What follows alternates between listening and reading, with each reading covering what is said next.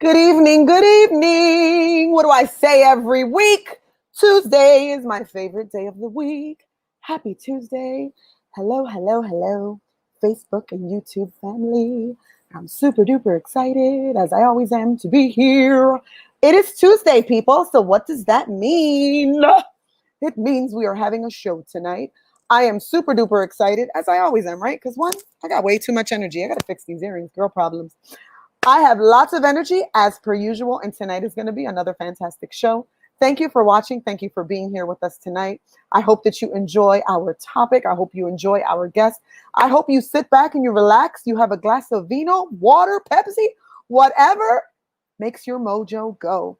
We are having a great show tonight, but before we can do that, we need to remind you where we were the last time we were here. We were here last week with two amazing people. I can be biased because one of them was my child, the other was my niece. So they were both amazing. We had a youth edition and a back to school version. We spoke about how they feel about the upcoming school year, returning back during a pandemic, and returning back with all of the knowledge of domestic violence that they have and how they can help spread the word amongst their peers. Before we get into tonight's topic, let's do as we do, because there's always a cause behind what it is that we do. If you or someone that you love is dealing with domestic violence, you can reach out to that number at the bottom, 1-800-799-7233. All of our social media platforms, we are on all of them, or our website at loveshouldnothurt.com. So this evening, I have the distinct pleasure. I always say that, right? It's like repetitive, but it's true. I love everybody that comes on. But tonight is very familial because I have the distinct pleasure of bringing on screen one of my family members, my little cousin, Angelica. Little backstory. So when Angelica's mother, my first cousin, came from Puerto Rico, she brought her here. I think she was around one. I don't remember. Angelica, I can see you in the back. Shake your head. One, two. She was around that age. She was little. She was this beautiful chubby thing. She she came to visit at my grandparents' house when they moved back here from Puerto Rico, and I was able to meet her when she was a child. And I saw her several times after that. And then as years went by, we saw each other very briefly. As she grew, I only saw her from time and time. And then when she got older, lo and behold, we're both working on the same mission. She reached out to me, we spoke, and my little cousin has a very powerful story to share. So tonight we are going to share some of Angelica's story. We're going to see what the similarities are in both of our stories of domestic violence and kind of just go through those different whirlwinds that we had as two family members sitting down speaking. But at the end of those darkness, we're going to speak about very, very positive things, which is finding love after domestic violence. So I'm going to welcome to the screen Angelica Hernandez, my cute little cousin. Hi, mi amor. How are you, my love? You are muted. You have to unmute yourself so the world can hear Oh, you. I'm sorry. It's okay. Hi, baby. How are you? Good. Good, good. I'm so excited that you're here today, familia. How are you feeling today? I'm feeling good, energized, not tired at all. Good girl. You're not screaming like me, but this is me toda la semana. So you got to bear with me. So listen, I'm super excited that you're here tonight. I'm super excited that you want to share your story. Before we get into any of that, I want to super, super congratulate you for your mission and what it is that you are doing, because I've been doing this as a one-woman show, right? Hey, look, Vincent Torres just commented. He said, God bless you, family. That is my uncle, which is her grandfather. So hello, Theo. We see you. Thank you for watching tonight. So it's super, super exciting for me to just be here. But like I said, I'm super proud of you. I have always been doing this in our family, and I think some of our family members think I'm crazy to talk about domestic violence. So I'm excited that there's another family who is kind of just, we're paving the way and we're kind of spreading that awareness in the ways that we can. So tell us a little bit about your project, Angelica, and what it is that you're doing to spread your awareness before we get into our stories. Okay, so I started the Purple Impact about 2 years ago, but it was called a Wild Indigo back then. I got the page reported and taken down because of my ex. He sent a lot of people to take down the page, and I felt like unconfident, like I felt like I was being silenced. So I was like, you know what? I'm gonna just stay quiet. I'm not gonna talk about this. But then I was in college, and I'm still in college, and I started my psychology course, and there was a lot of empowerment groups, and I was like, you know what? I'm not gonna stay quiet. I'm not gonna let this guy sit here and silence me. because he Absolutely. thinks he has power over me still to this day. So I decided to start it again, and I started taking like a domestic violence advocate course. I got certified, and I felt like really motivated. And I was like, you know what, I'm gonna do this, and I'm gonna help others that are going through this and they feel like they're Mhm. alone or they need somebody to talk to, advice. Because I have so many people around me that come up to me and ask me questions. And Yeah. I felt so motivated and so strong. Like I felt like a leader, you know? So I was like, you know what? Yeah. I'm going to help all of these people because when I was their age and I was in that situation, I felt alone. Like I had people all Yeah. around me, but I felt so alone. So I was like, you Absolutely. know what? I'm gonna help these people, and that's what I'm doing. And it's not only like domestic violence awareness, it's like mental health awareness also. And I want to Yes. help those because we only live one time, and we gotta make the best out of our life. And we cannot let people walk over us and take the tutela over our life, you know? So we Yeah. have to empower ourselves, love ourselves more, and that's what my mission is, just help others and yeah. Well, that's awesome. I'm so proud of you and I'm so excited for you. And I see all of your posts and I see your stories. Again, that is the Purple Impact. Is my correct? Yes. On Instagram. So go follow her. Impact is not with an I, it's with the number one if you're looking for her. You can look at our Instagram and we've tagged her. Go follow her. Please, please, please go follow her tonight after the show or right now, whenever you want, so you can support her mission as well. So, listen, I know people who have seen my documentary know my story. I think I've only told you pieces of my story, or you've watched different things of mine to know my story. But your story started very, very young. I'm not sure, like I asked you before the show, everything that you're comfortable with. So I want you to tell us a parts of your story that you feel that you're comfortable with. Okay, so let us know at what age your domestic violence began. At 14 years old. 14 years old.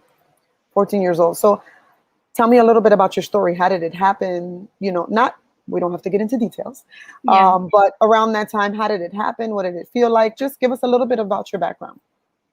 Well, I started with him when I was freshly out of like my first like little, when you like somebody and you're young, you tell your parents about it. So I had this little, I guess to say, boyfriend, and Mhm. he left me, and then right, like I didn't give myself time to heal because I felt Mhm. like I needed men validation in a way. Mhm. So I started talking to my ex Mhm. months later, like after the little breakup that I had. Mhm. And it was fine. Like at first, like the first 6 months, I could say they were fine. Like I felt really happy with this guy, and I was like, oh my God, like he cares for me. He'll do like a lot of little things like to catch my attention, all Right. of that. Like I was in love. And then I could say after the first 8 months, that's when the first time that I caught him cheating. My best friend was with me. She saw his phone. He was texting other females, and his thing was because I wasn't ready to give him sex at that age, Mhm. so he would do it with other females, and then like make me feel bad. So in a way, Mhm. I felt like pressured, like okay, I have to do this so I could keep this guy around. Okay. Made the mistake. And then after that, it was just worse. Like things got worse. Started getting like controlling, Mhm. like stalking me, making sure that I wasn't friends with so and so. I couldn't be friends with Mhm. guys. Like he was just completely controlling. And then when the domestic violence like hitting started, like physical, Mhm. um, was the first time that it happened was in my home in front of all of my siblings. Mhm. He wanted me to go out with him. And I'm Mhm. like, no. Like he followed me home from the nail salon because the nail salon was down the block from my house. Followed me home and he's like, yeah, you're going with me. I'm like, no, I'm not. Like my parents are strict. So it's like I gotta tell my parents 2 weeks before I go out that I'm going out. And he didn't Mhm. care. So I got dressed and I was going out, I think, to a family event. He was telling me no that I was gonna go with him. So, he started like choking me and then my sisters were like listening because they're right there in the living room and I'm in Mhm. the dining room. And I started like gasping and I started fighting back and then he lost it, like, and he started punching me, kicked me down the stairs, and then he went like chased me. From there I had 4 fractured ribs, a fractured neck, a concussion, a blood vessel popped in my eye. It was really bad. I was in the Hmm. ICU for a couple of days. I couldn't even Hmm. look at myself. Like I was so confused. I'm like, why did I let this get so far? Like from there, I knew that this guy was not for me. This guy Yeah, was not the guy for me. But I absolutely. kept like trying it, like with him. Even Yeah. after I got out of the hospital, I would say like a month or two, we started seeing each other again. And he's like, I promise I'm gonna change. He would go to my job, bring me flowers, big teddy Hmm. bears, and I was like, okay, he probably is sorry. He probably got frustrated because that's how he explained it to me, but it wasn't like that. Then he Hmm. started pinching me. He started making scenes in front of my friends, in front of my family, showing up to my house in the middle of the night, throwing rocks in my window, harassing my siblings, like if I didn't answer the phone, following me, going to my school, like all this unnecessary stuff. And Hmm. I'll still stay with him and stay with him. And then it started hitting. It was rape. It was a lot of things that were happening in the relationship. And then I felt like, especially with the rape part, I felt like it was okay because I was already intimate with him. And I didn't understand that no is no. And if I'm crying and you're still continuing doing something against my will, that's rape. But I was Yeah. not thinking. It Hmm. happened multiple times. He just treated me like crap. Hmm. Will talk about me on social media, like tag me, saying I'm a hoe. Excuse the word, but that's what he would call me. It's okay. Uh, the B word all the Hmm. time, all the time. Like that was my nickname. Like when you with somebody you call them they, he will call me that as like my nickname, like all the time. Hmm. Spam calls, until I finally decided to like cut it out because the aggression was too much. The Hmm. stalking. I was 18, cut it completely. Still to this day, he harasses me, like he follows me, but like he doesn't do anything bad to me now, but like he Hmm. tries to like harass me, Hmm. and it just, he tries to silence me. He's still doing it now. Like he's found my page, my new page, and he's still trying like to harass. And he tries to intimidate me so that I could stay quiet about everything Hmm. now. Yeah. And it's not gonna happen. Like I'm not gonna stay shut to him anymore. Wow. So you said at 14 is when you met this individual, correct? Yeah. And then you said at 18 you finally ended it. So for 4 years this went on and Yeah. off, back Hmm. and forth with you dating him. So it sounds like a lot of it at the beginning was just, your level of maturity. You were really young, so you weren't really aware of certain things like no is no, no matter, you can release your consent at any point. It doesn't matter if you've been intimate the entire time and you say, I don't want to do this anymore. You can release it at any point. But you were young and you weren't aware of those things, so it was difficult for you. So wow, that's really rough. That's really rough to hear. Um, I think that I've done this for so long now that people would think that, I'll give you this example. They say that when doctors and nurses have done it for so long, their bedside manner changes. They become cold because they see it so much. And people say that they wonder why I still haven't went cold. And I guess for me, it's because it's such a passion to like want to continue to help and like foster just changing, the view of domestic violence and the fact that it's become so normal for so many individuals. So hearing your story for me is not like, oh, that's normal. It's not normal. It's never been normal and it'll never be normal. It's not okay. You were 14 years old and this person raped you. This person beat you in front of your family, and that itself is a shock to me because my abuser did it when no one was around, when no one could see it. But he had the nerve to do it physically when people were there and could hear and could see. So that is crazy. So what have you done since then that's different that he hasn't been able to be around you? So you're saying that he still has bothered you, he still tries to control you or keep you silent. What are things that you've done to one protect yourself, because you have this platform now and a lot of people have asked me, I do what I do and what happens when your abuser finds out with you.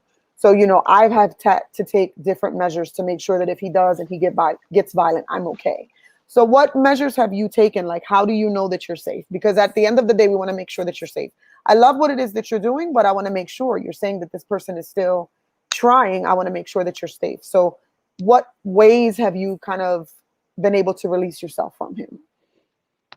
At first, it started with a restriction order, but it Mm-hmm. wasn't working because Mm-hmm. he started finding like little ways to like get around me, but like to make it seem like it's innocent. Like for example, my current partner is into cars. He always goes to Mm-hmm. car meets, car shows, and he started getting into the car world.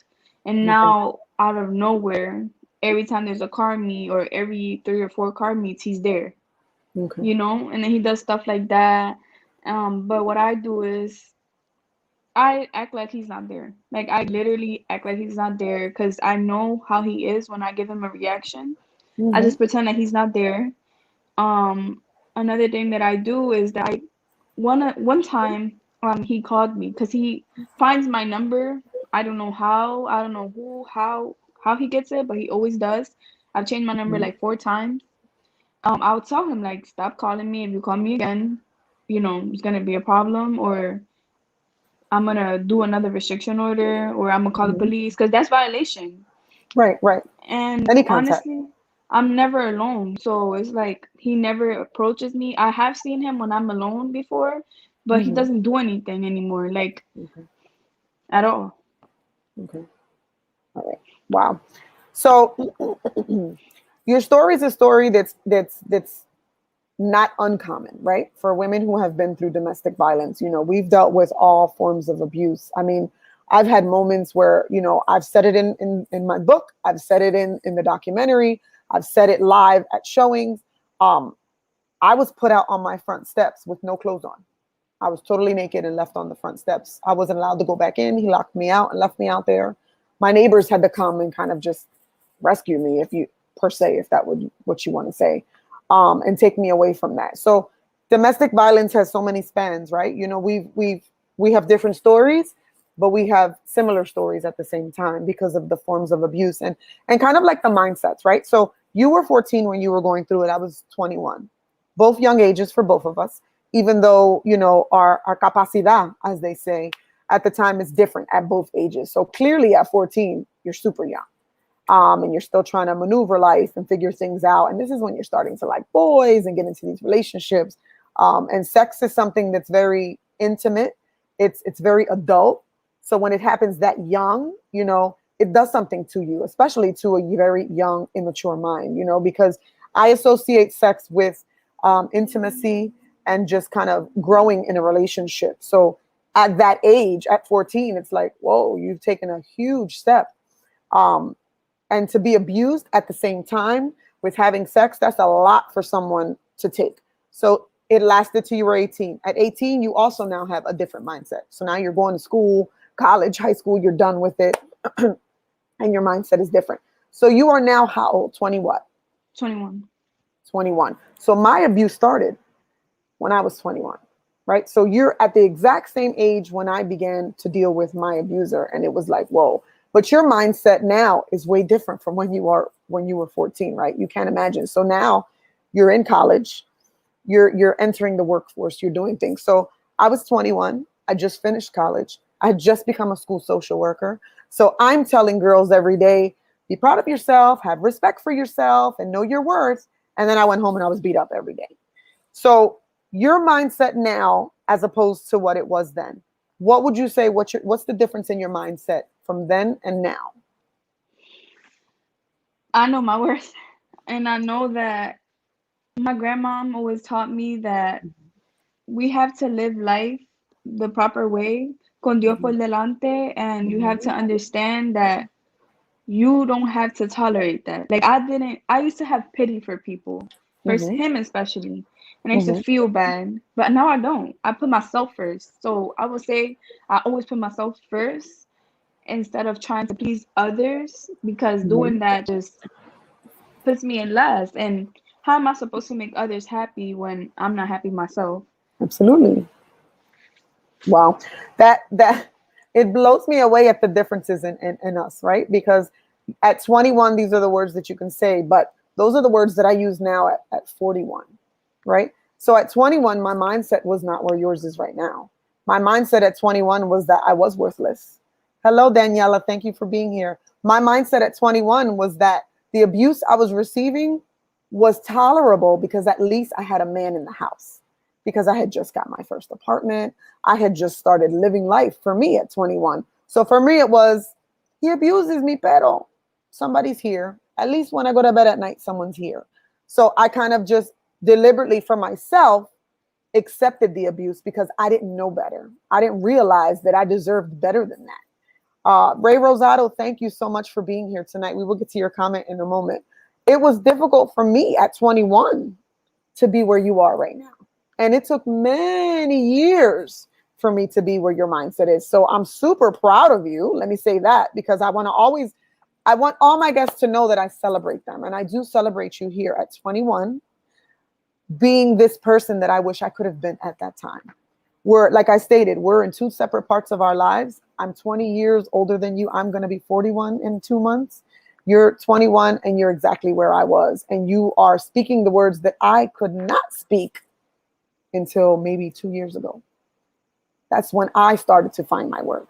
That's when I started to see that I can do better than what I've dealt with. I can do better than the men who smack me, beat me around, cheat with every other woman, disrespect me, and talk down to me. And I only figured that out, Angelica, at 39 years old.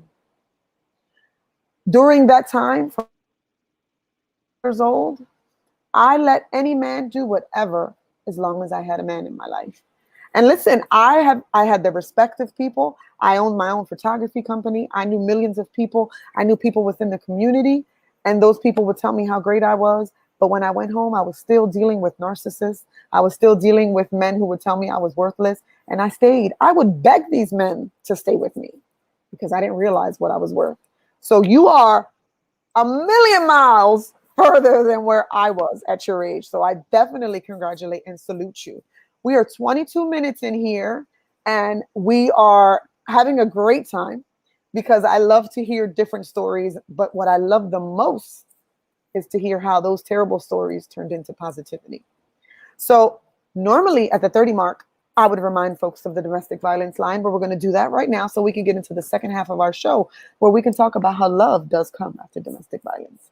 For everyone that is watching, just a reminder, as we do every week at the 30 mark, but today a little early, if you know anyone that you love or someone that you're dealing with who is dealing with domestic violence, make sure to always first and foremost reach out to the National Domestic Violence Hotline at 1-800-799-7233. You can also reach us on all social media platforms and our website, loveshouldnothurt.com. So, Angelica, amore, you are 21 years old and you've been past that abuse. You're a college student now and you have a job and you're living life differently. So, I know that there's like a road that we go through before we get to this positive step, right? So, between your abuser until the man that you now have been with for a few years and you're happy with, what were those years like? Did you date and still feel unworthy? Did you date and still have scars? Did you feel like I'm worthless and I just don't know what? Or did you just jump right into this relationship? What was the background from the two? Okay, so I would say I jumped into the relationship Okay. because I felt like I was already emotionally detached from this guy for months. Like I felt like I wasn't receiving love. I honestly felt single. So Mhm. I felt ready in a way to date, but I was not. Like I was scared. I had a lot of like PTSD. Like my boyfriend Right. would go to hug me. I would jump. Like Mhm. weird little things that a lot of Mhm. things that I had going on wrong. Mhm. My mindset was weird. Like I still couldn't believe that I had a guy that really was treating me right. Like I wouldn't believe him. I wouldn't have trust in him without him doing a single thing to me. Mhm. And that like it was like a little bit weird at the beginning, but Mhm. like he always showed me, listen, you're a princess, this and this, you're not gonna be treated like this. You know, he showed me more than like words, it was actions. So that was good, but like it was more about me, like the journey. Mhm. Like I was finding new things. I'm like, wow, this is what a relationship really is like. A guy Mhm. really treats a woman like this. It was just Mhm. so different. I felt so happy with myself. I was like Mhm. changing. I had a new mindset. It was just so different than from what I was in. So it was like I was in this world of confusion. Like, Mhm. wow, this is really like this. Am I really free? I really don't have to deal with this guy anymore. But I was constantly scared of him, like trying to Yeah. do something to my partner because he would always say that like, Oh, yeah. "Oh, I'm a shoot him, I'm gonna do this, I'm gonna do that, I'm a street guy, blah blah." So I used to be always Mhm. with that fear still. Like I wasn't with Yep. him, but I was still scared of him, and it sucked. But with time, like my parents, like I had to give them a big shout out. Like they helped me Mhm. 100%. Like they were like, listen, you don't gotta be scared of this guy. You don't gotta do Mhm. this. You don't gotta do that. You don't have to keep living in fear with this guy Yeah. that only talks to hurt you. So it Mhm. was just, it was a long journey, but Mhm. I found self love, and that's what I'm most happy about. Absolutely. Well, that is the most important part of getting to where you are, finding that self love. I think that people don't realize that. And when I say people, I even say myself. And I say that because for a very long time, I dealt with a lot of terrible behavior. Hi, Carmen. Thank you for being here. I dealt with a lot of terrible behavior. For years, even after my abusive relationship, I would say all the time, "Oh, it's fine." When I meet someone new, he's different. He's totally different. And I realized that even though these people did not physically put their hands on me, they were still damaging me because all of the scars physically and mentally that I had dealt with prior, I was bringing with me in those relationships. Like you said, they would come near me and I would jump, or they would go to say something to me and I'd be like scared. But besides just the physical jumping, I also brought with me the mindset that they gave me. So the mindset he gave me was, "You're worthless." I would hear, "You're not beautiful. You're ugly. You're lucky that I'm with you. You should feel pleased that I'm with you. Because if I wasn't with you, who would be with you?" So a lot of those discussions made me feel like he's right. Because when I looked in the mirror, I didn't see the beauty in me. I didn't see the worth in me. And I was like, he's right. He really is right. Like I'm worthless.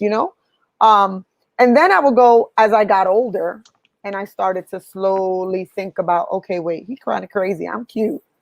I got it going on. Like, hold on. Not only just physically, but mentally, I was getting myself together and I was started seeing that the other things that I would carry with me, or it would bring it right back, would be me dating. And I would find great men, wonderful men.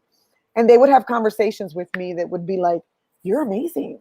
Like, you're awesome. When you find the guy that's going to be with you, he is going to be so blessed." And I'd sit there like, well, then what's wrong with you? Like, if I'm so great, why don't you want to be with me? Like, why am I just cool to talk to, or I'm just pretty for you to be, hand in hand? But when one day you're going to find the best man and he's going to think that you're amazing. And I'm like, so if I'm so amazing, why doesn't he want to be with me? He's a good guy. He's a nice guy. And I lived for a long time like that. So I was fearful to date good men because I thought, all right, these guys are serious. I really am not worth it, because how can good men also be turning me down? And that's how I felt. And I have to say, there's a difference in being loved correctly and a difference in being loved incorrectly. It definitely changes who you are. You see how someone just texting you in the morning and calling you beautiful, or someone being on vacation and they're still like, "Hey, how's your day? How are you?" Can change, because you go from someone who doesn't care about you, someone who shows no respect for you and treats you terribly, to a good person who's just like, "How are you feeling? Do you feel okay? Are you sick? Let me call you so I'll make sure that you're okay. Is your day okay?" And at first you feel like, are they serious? Is this real? Is this like what love's supposed to feel like? And then you start to see. So you have now been with this person for a few years. So we want to get into that, but I see some questions and I want to make sure that I get them in. So let's go to Ray, throw up that very first question that went up. What made you comfortable about him that made you stay? Tricky question. That's from our executive producer.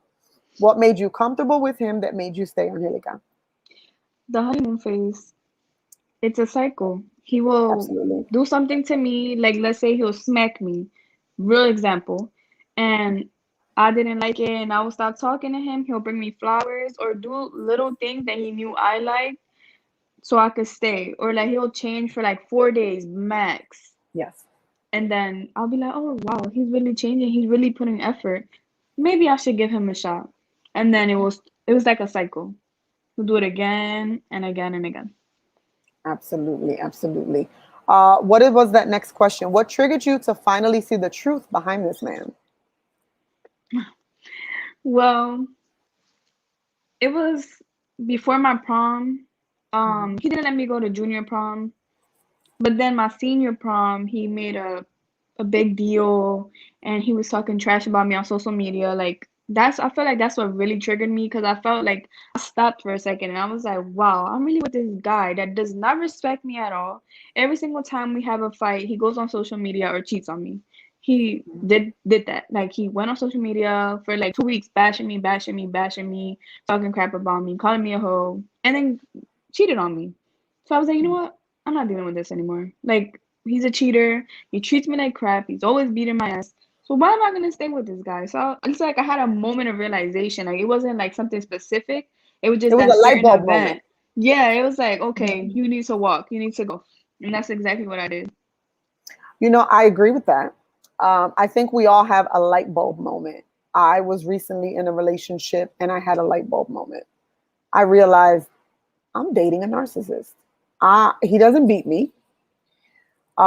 Sometimes he's nice to me. Sometimes he's good to me. But more than anything, I think he loves himself more than he loves me. Anytime we spoke about anything positive that I would do, it would be turned into, well, I can do that better. And I can do that better than you can. And I'll have more people doing that. And then it became, I was always the problem. Every single disagreement was, I was the problem. I was the cause of it. And one day I was just like, damn, if I'm such a terrible person, why have you spent so many years with me?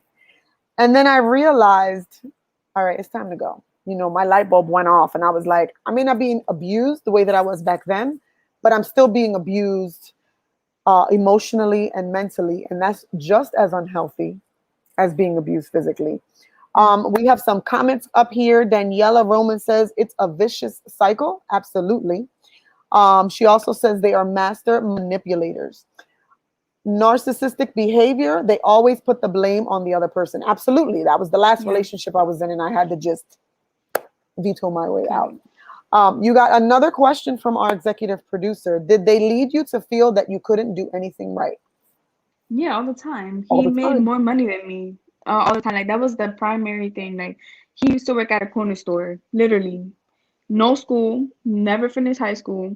But then will talk crap about me because I was in school, working at McDonald's and making minimum wage, and he was making a couple $100 more than me. So he always used to say, oh, there's other women that make more money than you, this and that, you're Mhm. trash. I make more money than you. What you got on me? What you make $200? Like comments like that. Like he always used to belittle me. Or like, oh, why are you in school for? You don't need to do that. Only people that are closed minded do that. Like he used to just make me feel like everything I was doing wrong all the time. I'm back. I'm not sure if she's back. I'm not sure. Technical difficulties, folks, but we're live. That happens. Hopefully, you can see us well again. Absolutely. I want us to go into the love part because after all of this abuse, there was love that was found. Can you hear me clearly, Angelica? Yes.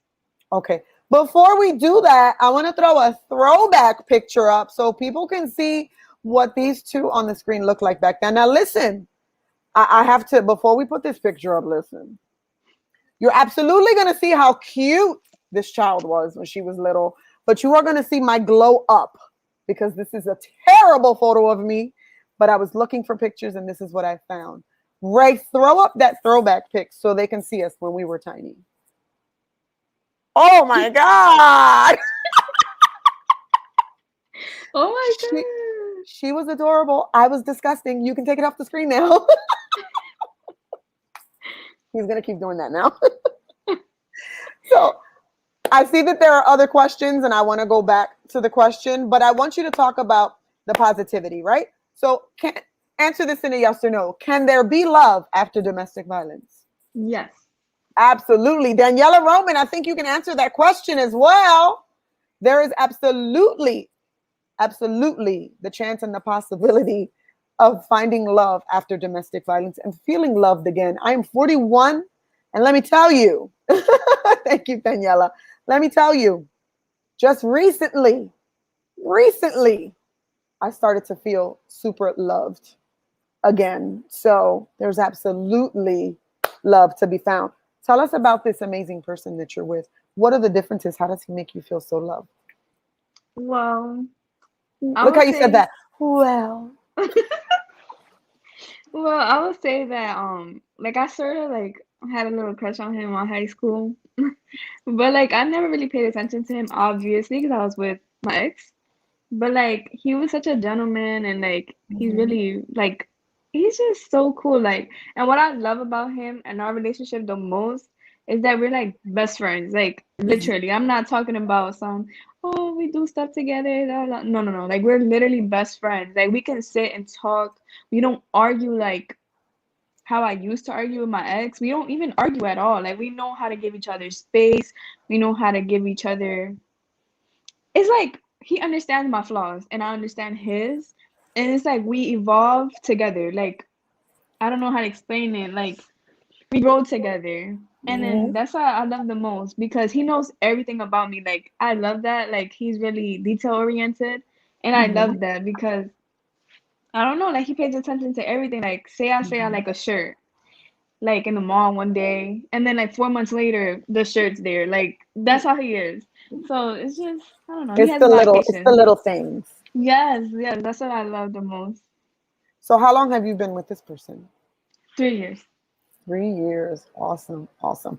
Carmen Gonzalez, she says, it feels good to finally see that you can be treated with respect, love, and find true happiness.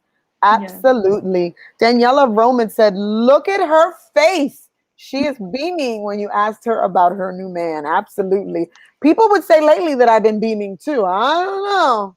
It takes a really bad one to like show you how bad, but it takes a really, really good one to show you how good it can be. Daniela Roman said, what's funny is Emilio and I went to high school together and I had a crush on him all through high school and he never knew it. 28 years later, God brought us together. Everything I went through brought me to where I am and supposed to be today. Absolutely. So Woohoo! good. Daniela Roman and Emilio Roman, let me just sidebar, are one of our sponsors for our Love Gala. They are also the amazing folks who allowed me to be a part of their um, Spiritual Fitness Survivor series, where I wrote and I was the first chapter in that book telling my domestic violence story. So Daniela Roman is on here. She is doing another book. Ray, why don't you throw that book up so people can see it? The cover of that new book. He's looking for it, I bet. My producer's in the background, like, wait, what? Where'd he go? I don't know where he went, people. He disappeared on me. But that's the book, folks. It's called Behind Closed Doors. I Survived Domestic Violence, and you can too. Voices of 21 survivors of domestic violence. If you are watching, you see. Now we're playing tag. I'm pressing, he's pressing.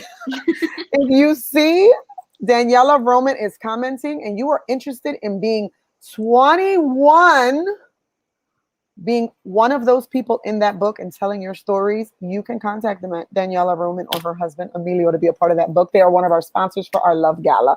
She said, Christina Vega, second edition, Spiritual Fitness Survivor, chapter 1. That was absolutely the best experience ever.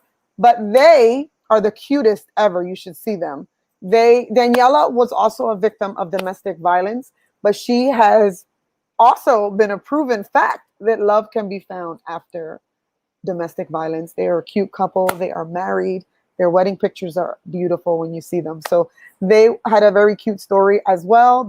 She crushed on him for years and then they found each other and they married each other. So that's super awesome. So Angelica, you have also proved to us that love can come. My girlfriend Jackie responded to this post when we first were putting it up and she said, absolutely, you can find love after domestic violence. I think what happens is we go through this time of so much pain and so much hurt and we think to ourselves that we are unworthy, we are worthless, and that we cannot find love. So we accept whatever's given to us, right? We allow the narcissist to control us. We allow them to cheat on us. We allow them to stay with us and feed off of us and mooch off of us. We allow them to take everything out of us that in the end we're left with nothing. So when someone good tries to come, we either push it away or just think it's not real. And I think that at some point, We all have that light bulb moment. Danielle had that light bulb moment. You had that light bulb moment. I just recently had that light bulb moment. And we allow positivity in. We allow when they say, Mija, you're beautiful. You say, damn, I am beautiful. You know, you toss your hair real quick and you're like, wow. You know, you see your beauty and your worth. And I'm so happy, you know, that you were able to see that. And I don't know if Ray can see this comment, so I'll put it up myself. Your grandfather said, you are not alone. I love you, from your grandfather. That's my uncle, my mommy's brother. You are not alone. And you know, I said it a lot of times myself at different showings. I was never alone. As you said at the beginning, I had plenty of people around me. I had friends, I had family members, I had my mother, my sisters, everyone. But when you're going through the abuse, you don't know who you can talk to about it. You're ashamed of it. You are loved. Thank you. You are ashamed of it. You feel like you're less than a person, and you feel like if I tell them what I'm going through, what's going to come of it? If they get involved, it might end up being bad. Or some of our mindsets are, if I tell them, what's going to happen if I stay with him? Because you stated he put you in the ICU, but even after that, you stayed with him. I had a broken jaw, dislocated arm. I had all types of bruises, and I stayed for 6 years. I don't think we get that aha moment until, as my sister Jessica said, that line is drawn in the sand and we finally say, ya basta. Mm-hmm. So you were now, oh, another question. Did they seem too eager to win over parents, friends, or others around you? No. After the whole, like, after my dad started seeing that he was weird, he didn't care. Like, he will argue with my dad, or he will Mm-hmm. say, like, smart comments through text messages. Or, like, Mm-hmm. let's say he'll ask my dad, can I take Luz here or Angelica here somewhere? He'll be like, no. He'll be like, oh, okay. Like, he'll be like, what a smart attitude. Sometimes he'll walk in, not say hi to my parents, my family. Like, he was like, he didn't care. Like, he was real cocky. He didn't care. Yeah, and you know what? You're absolutely right. One of the things that my friends say is that they realized something was wrong because he did not want to be around anyone. I would invite him to parties and stuff, and he'd be like, "No, I'm not going." He wouldn't show his face at anything. So I went to everything alone. He never came with me anywhere. So he was never, I'm answering the question as well. My abuser was never eager to meet family, friends, or anyone.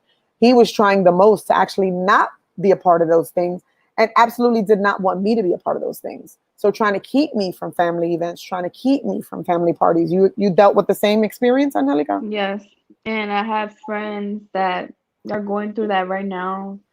Same thing. Like it's like one of the first steps that they do. Like they try to distance you from Isolate you. everybody. Hmm. Yeah, Absolutely. Elizabeth Torres, my move out moment with my ex-husband of 21 years was when he hurt my son. Oh, absolutely. Absolutely. When they hurt your children. that's my mother-in-law.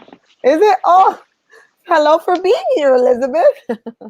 Daniela says I was actually isolated. I'm sorry. I actually isolated myself from my family when I was going through the domestic violence. They honestly didn't find out about the one serious domestic violence relationship and the abuse until I shared it in a co-authorship a few years ago. That's what they do. They try and isolate you. Absolutely. I always remind myself, and I think back at that time and I'm like, wow, people always had the idea, the perception, something might be happening to her. She might have something going on because I was very distant. You would only see me if you had to. There was a family function that I know I couldn't not go, then they would see me. Funeral, weddings, things of that nature. But around that time, if you had like a little corny party that was just like, hey, let's go do, I'd make up an excuse not to go. If I had a bruise on my face or a bruise on my arm, I would say that my stomach hurt and I couldn't go. I That's would do the something. most to make sure that people did not see it. And I remember distinctly, my aunt from New York passed away, and we all drove up to New York to the wedding. And I was beaten so bad the day before that I could hardly walk. And I was like, I gotta go, I gotta go. And I knew that I had covered up every part of my body that had bruises, but I didn't realize that the back of my leg had a huge black and blue mark, and I wore a skirt. And I went up with my grandmother to the casket to see her sister, and I was hugging her, and my dad sat back in the chair and he watched. So afterwards, when we went to the wake, he said to me, what's on the back of your leg? And I was like, huh? And I looked and I was like, oh, my friend has a motorcycle. I got on it and I fell off. And he was like, okay. And I remember that when I finally spoke about my abuse, my father reminded me of that moment. He was like, I knew something was wrong with you, but I never spoke about it, as well as my older sister. My oldest sister, Arlinda, she knew something was wrong with me. And even after she found out about the abuse, she spoke to friends that knew me and said, I knew something was going on with her because that's not the Chrissy we know. She wasn't hype. She wasn't laughing. She wasn't crazy. She was isolating herself from someone. I knew. So we think that we're doing this big secret, but people in your life, if they know you and they love you, they know something's wrong, something's not right. You know, they see it from the isolation, which is something that we always do. Carmen Gonzalez says this is so true. You know, it's I think a testament to both of us though that we had that light bulb moment and that we were Mhm. able to walk away from that abuse. But I'm absolutely proud of you for finding that strength within yourself to find your self worth, to know that you are loved and that you deserve better than what you were getting. Our executive producer says you're in love and there's no words. It's a great feeling. We are super happy for you. Absolutely, Angelica. I am so happy for you. I love you. I'm so proud of you. And I'm so glad you're doing what you're doing. So, once again, tell us what's the name of your page on Instagram so people can follow you. The purple impact, but instead of a I for impact is a one. All right, people. So, go follow my little primita, the purple impact. But when you spell impact, use a one. Everybody on here better go follow, like, and follow on Instagram. She has a blog. She has very emotional posts. She does have photos on there, I believe, in a post with pictures from when she was abused. So, warning that some of them may appear graphic if you don't have the stomach for that. But she is doing something positive in her area. And I am super proud of her. And my voice sounds choked up because I just love, love, love when I see other people who are using their dark times to bring positivity to other people. So it is about that time, cariño, amor, that I told you about. 47 minutes in, my eyes are watery, so I need to get off the screen real quick. I am going to give you your moment to give us our final thoughts. Whatever it is you want to talk about, beautiful girl, you can talk about your page and what it is that you do. You can ask people to follow. You can give some other people some words of encouragement who are watching because they always need someone to fill their cup. You can again remind folks where they can find you, and we will be back together on the screen after. That's all you, boo. Well, I can't see nobody's comments, so if y'all commenting, I can't see. But I just want to tell everybody that you don't have to feel alone because you're alone. You feel alone because you aren't at peace with yourself, and there's things that you have to like take into accountability, like your mental health.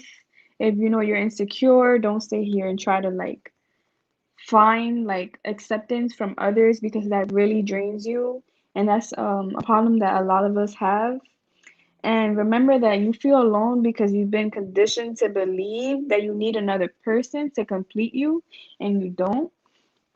And that's what my page is all about. Like, I really, really want to help others that struggle with self-love, with understanding how life really works. And that's why my major in college is psychology, because literally the key to life is psychology. If you got that down, you're great. And I want to help as many people as I can, like with my story. I don't really care about followers, but the support is great. But I just want to get like my word out there, and I really want to help everybody that feels like they're alone because I remember I really struggled with that. Like I thought I was really alone. Like I thought that if I would talk to a friend or something, they would like clown me, and it was really the opposite. Like everybody was there for me. Everybody was like I could have counted on with everybody, especially my dad. Big shout out to my dad. He was always looking after me, and he was the only one that was like on top of me, and I always felt like I don't want to tell him because he's gonna be so ashamed of me. But I should have told him from the beginning, like, hey dad, this is going on, I need help. And I was so ashamed to. And I don't want others to feel that way. That's why on my page, if you click on it, I have privacy contracts. You can always like DM me or text me and say that, hey, you're such a brave woman. Glad to know. Thank you. Um, but yeah, my privacy contract, you can ask for one. You could contact me anonymously. Some people feel like ashamed to talk about it, so I even have like the privacy contract. Um, even without a privacy contract, whatever we talk about will not be shared with others. It's very private. I'll do my best to help you. We could talk every week or every other day because a lot of people recently have been, reaching out to me about their stories and about concerns that they have with their relationship. And I encourage you guys to do that because, like I said, I'm gonna always be here for you guys, even if it's a lot of people. I know how to break up my time and help others. And yeah, like it's all about the help and giving a helping hand to others because, like I said, I'm really big on this. I was alone. I didn't have anybody there for me. So I want to be there for others. I want you guys to feel comfortable. And I also talk about like ways you can improve your mental health or like self-care tips and stuff like that. Like if you see my page, you'll see it's just starting. I just started the page like I think 2 weeks ago or a week and a half ago. So I only have 6 posts up, but I'm constantly posting every week. So you guys could check out my Instagram. Again, it's the Purple Impact with a one instead of an I. And yeah. Que linda, Dios mío. I love it. I'm so proud of you. We have that there, Ray. You can leave that up. Please go follow her, the Purple Impact. Her page, if you didn't hear the beginning, it's new the past few weeks, but she has been doing this mission for years. Her abuser had her other page taken down. So she didn't stand for it, and this is a new page. So I want you guys to know she's been doing this for a while, and I'm super duper proud of you. Mi amor, te voy a mandar para atrás. Stay in the green room. You'll be able to hear me.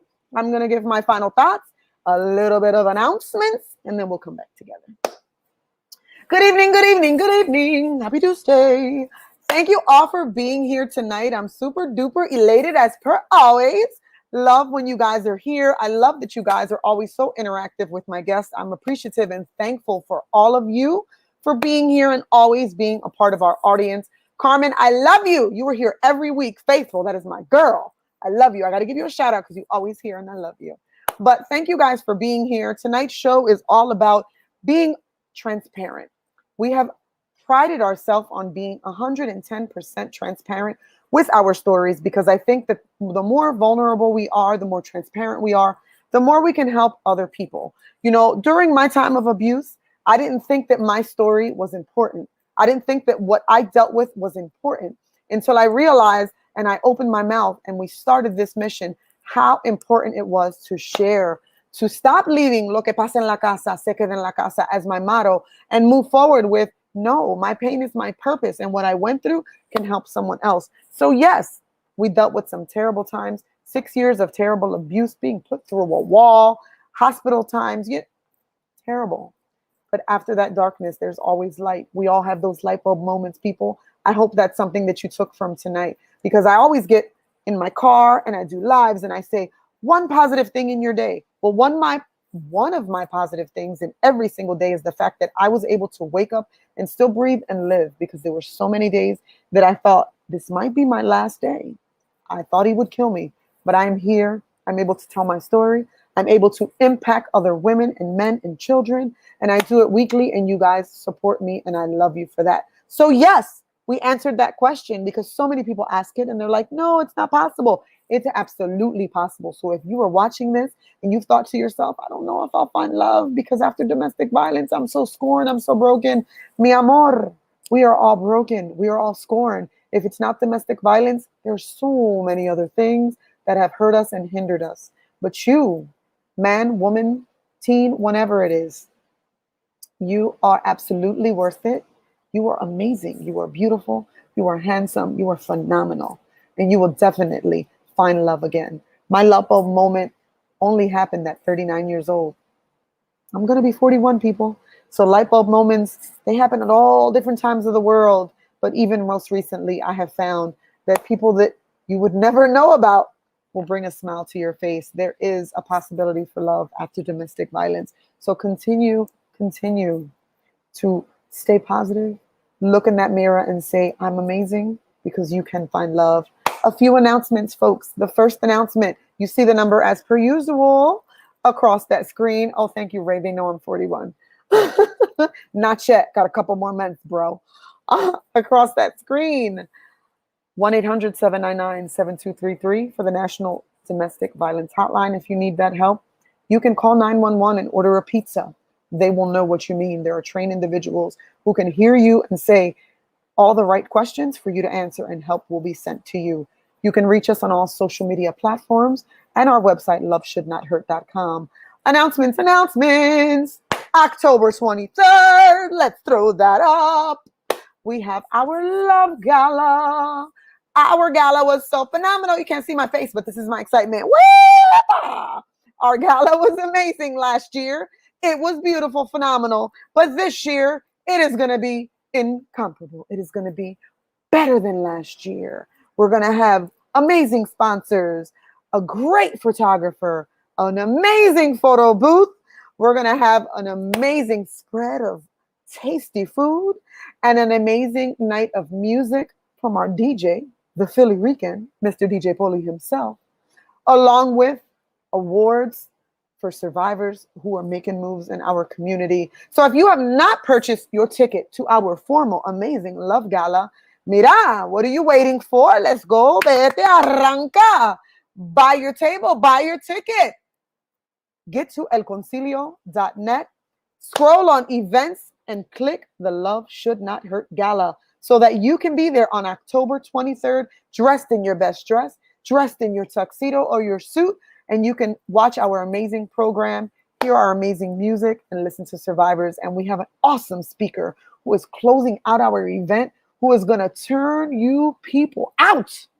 He is going to make every woman and man in that room feel loved, appreciated, and worthy. So you better buy your tickets to our Love Gala because the tickets are going fast. You will also see on that website, and you will see a drop down, that we also have our 5K the following Sunday, October 31st, 2021. If you celebrate Halloween, it falls on that day. So bring your kids in their costumes. You can come in your most favorite outfit. All of our vendors will have candy and treats. If you don't celebrate, don't worry. We still got candy for you too. Come out, join us for our 5K to close out the month of domestic violence. Again, let's throw that book cover back up there and let's remind folks, if you want to be a part of this amazing book and tell your story of domestic violence behind closed doors, I survived domestic violence, and you can too. You can be one of the authors in this book. Daniela has commented a whole lot. Click on her name, contact her or Emilio or myself, and you can be a part of this book and telling your story. This has been an amazing night. I always love being on the screen, and yes, I'm animated, and yes, I'm loud and hyper. If you know me, this is me every day. I love being here on Tuesdays. Daniela, yes, Emilio, Roman, and I are so excited to attend your Love Gala, and we are proud to be sponsoring this event. Thank you guys so much. Angelica, ven pa' atrás, mi amor. Look who's there. Woo! This is your cousin, girl. I'm loud as ever.